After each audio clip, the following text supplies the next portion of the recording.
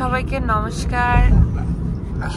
আমরা চলে এসেছি আবারও নতুন একটি ব্লগ নিয়ে। আজকের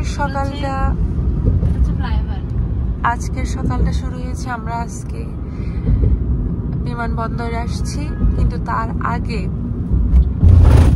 তার আগে আমার দিদি সকাল সকাল ঘুম থেকে উঠছে, ওঠার পর স্নান করছে, ঘরের সব কাজ করার পর পূজা দিছে, পূজার বাটা সাজিয়েছে। যেহেতু আজকে অষ্টমীর আমরা বাটা দিই পূজা মণ্ডপে আজকে।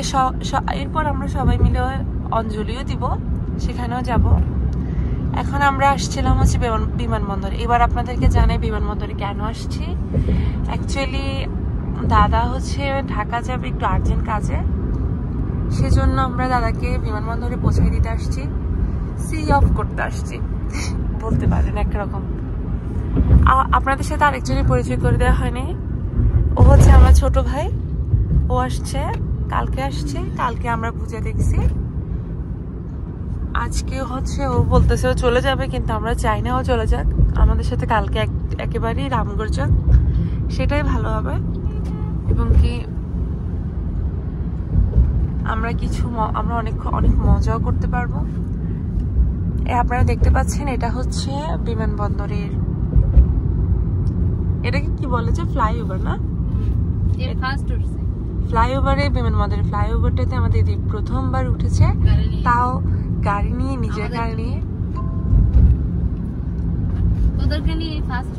গাইস, একটা জিনিস এখানে খুব ভাল লাগছে, এই ফ্লাইওভারের মধ্যে তারা এই যে রোড বা রাস্তার মধ্যেই লিখে দিয়েছে যে কত স্পিড দেওয়া যায়। কত স্পিড ছিল না আগেরটাতে? 60 ছিল আই থিঙ্ক, 60। এরপর স্পিড আবার কমানোর জন্য স্পিডোমিটার দিচ্ছে, ওখানে অটোমেটিক কমে যায়, 40-এ চলে আসে। আর যেখানে যেটা বলছে ওইটাই চালাইতে হবে, নাইলে পুলিশে ধরবে। স্পিডোমিটার দিছে তো পুলিশে ধরবে।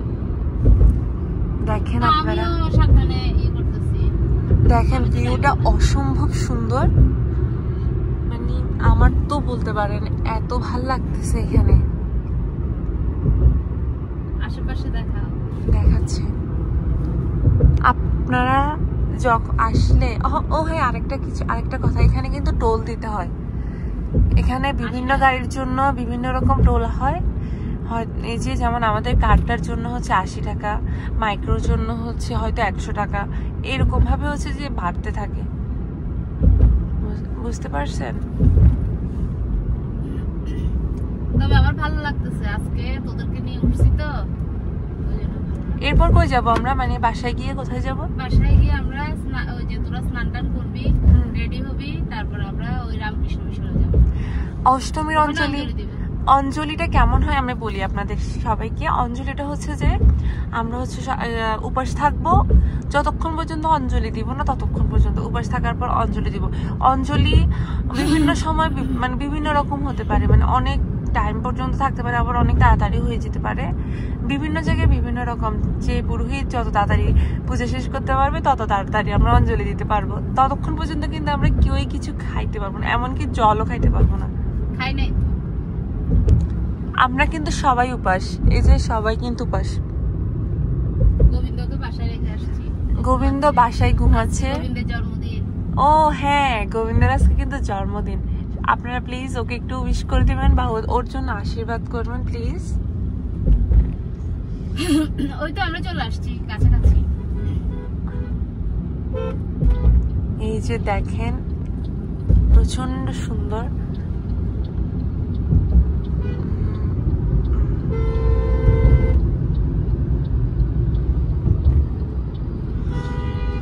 আপনারা কিন্তু ওই যে গ্লাসটার মধ্যে, আয়নাটার মধ্যে কিন্তু আমার দিদির চোখ দেখতে পাবেন।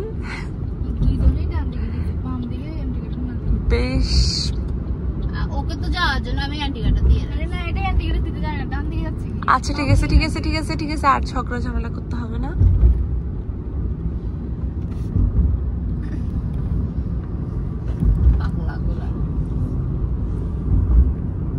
তো ঠিক আছে, এই হচ্ছে আমি। আমাকে কি দেখা যাচ্ছে? যদি একটু দেখতে, আমাকে দেখা যাচ্ছে কিনা। চলে আসছি তো আমরা চলে আসছি প্রায় লালখান বাজার লালখান বাজার ফ্লাইওভার নাকি আচ্ছা লালখান বাজারে যেটা ফ্লাইওভার দিয়ে নিচে নামে ওটার মধ্যে চলে আসছি লালখান বাজারে ফ্লাইওভার মানে আমাদের ইয়ে শেষ আমরা বাসার কাছাকাছি চলে আসছি তাহলে আবার দেখা হবে আপনাদের জন্য আমরা যে কালকে যে ব্লগটা করছিলাম সেটা আসলে এখনো মানে আমরা এডিট করতে পারি নাই এডিট করা শেষ হলে হয়তো পেয়ে যাবেন আসলে ব্যস্ত বুঝতেই পারছেন এখন পূজার সময় ঘোরাঘুরিটাই হচ্ছে আমাদের কাছে এখন মেইন এছাড়া তো আর এডিট করা বা মোবাইল নিয়ে করা ছবি তুলছি বা ভিডিও করছি শুধু এডিট করার জন্য আপনাদেরকে দেখানো হচ্ছে না হ্যাঁ সামনে আমরা কোথায় কোথায় গেছি সবকিছু দেখতে পাবেন ঠিক আছে বাই